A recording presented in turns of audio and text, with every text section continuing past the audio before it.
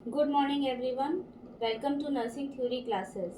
In last lecture we studied about terminologies in midwifery subject. Now we will study about history of midwifery. History of midwifery can be divided into different sections started from ancient era to modern era. हम पढ़ रहे हैं midwifery का इतिहास, कैसे ये midwifery शुरू हुई प्राचीन काल में और आधुनिक युग तक इसका क्या इतिहास रहा है, इसने क्या प्रोग्रेस की है। तो जैसा कि इसमें बताया गया है कि प्राचीन काल से आधुनिक युग तक के मिडवाइफरी के इतिहास को हम विभिन्न सेक्शंस में यानी विभिन्न चरणों में समझा जा सकता है। पहला चरण जिसमें आता है एंशिएंट एरा, दूसरा Midvale era, third modern era and fourth present era. तो फर्स्ट इज एंशिएंट एरा। प्राचीन काल में ये मिडवाइफरी क्या होती थी, उस समय क्या होता था प्राचीन काल में। प्रिमिटिव प्रैक्टिसेस, आदिकाल। Midwifery is one of the oldest professions originating in history. आदिकाल में मिडवाइफरी का ये जो प्रोफेशन है, पेशा है, सबसे पुराना माना जाता है। Women in the community with experience in childbirth acted as midwives. समाज की जो अनुभवी महिलाएं होती थीं वो प्रसव में सहायता करती थी प्राचीन काल में, केवल अनुभवी महिलाएं जो होती थीं। और the role was informal and knowledge was passed orally through generations. यह भूमिका अनौपचारिक थी और ज्ञान मौखिक रूप से, और ज्ञान केवल मौखिक रूप से पीढ़ी दर पीढ़ी पास होता था। कोई लीगल नहीं था, कोई रिटर्न इसका कमिटमेंट नहीं था। इनफॉर्मल मिडवाइफरी थी और ज्ञान मौखिक रूप से पीढ़ी दर पीढ़ी पास होता था। और प्राचीन काल में ही शिप्रा और पुआ नाम की पहली दो मिडवाइफ्स रही हैं। और इसी प्राचीन काल में, पहला था आदिकाल पढ़ा हमने, दूसरा प्राचीन सभ्यताएं, अर्ली सिविलाइजेशन। उसमें क्या बताया गया, इजिप्ट।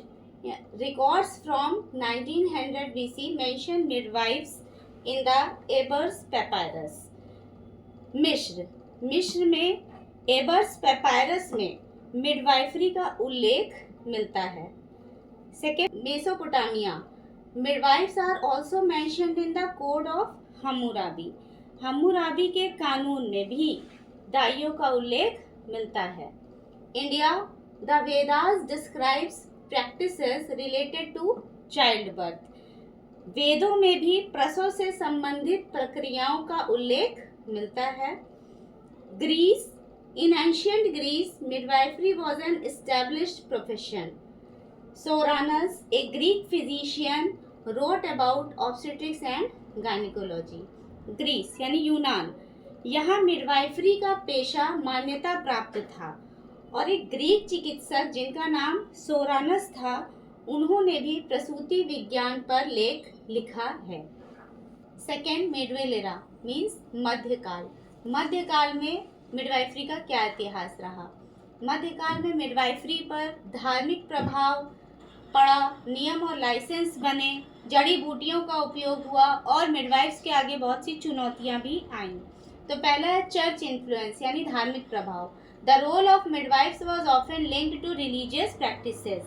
मिडवाइफ्स की भूमिका अक्सर धार्मिक परंपराओं से जुड़ी थी उस समय। और midwives perform rituals and prayers during child birth, यानी प्रसव के दौरान प्रार्थनाएं और अनुष्ठान किए जाते थे। रिचुअल्स मीन्स अनुष्ठान करना। सेकेंड है रेगुलेशंस एंड लाइसेंशियोर। तो मध्यकाल में क्या हुआ, नियम और लाइसेंस बने। In Europe midwifery started being regulated by the church. Europe में चर्च द्वारा मिडवाइफ्स के कार्य को रेगुलेट किया जाता था यानी नियमित किया जाता था। Midwives were required to have a licence to practise issued by religious authorities. Midwives को चर्च द्वारा, रिलीजियस अथॉरिटीज जो होती हैं चर्च में, उनके द्वारा लाइसेंस लेना पड़ता था अपने काम को पूरा करने के लिए। थर्ड है हर्बल मेडिसिन, जड़ी बूटियों का उपयोग। Midwives used herbs and natural remedies to assist with labor and manage complications. Natural remedies means प्राकृतिक उपचार, herbs means जड़ी बूटियां। तो प्रसव और प्रसव से जुड़े कॉम्प्लिकेशंस यानी जटिलताओं में मदद के लिए प्राकृतिक उपचारों का और जड़ी बूटियों का उपयोग किया जाता था। और लास्ट है मध्यकाल में चैलेंजेस, चुनौतियां। Many midwives were persecuted in the 15th and 16th centuries due to accusations of witchcraft. Means 15वीं और 16वीं शताब्दी में जादू टोनों के आरोपों के कारण, विथक्राफ्ट मीन्स कुछ भी प्रोफेशन है, कोई भी व्यवसाय है और उसके व्यवसाय पर आरोप लगा देना।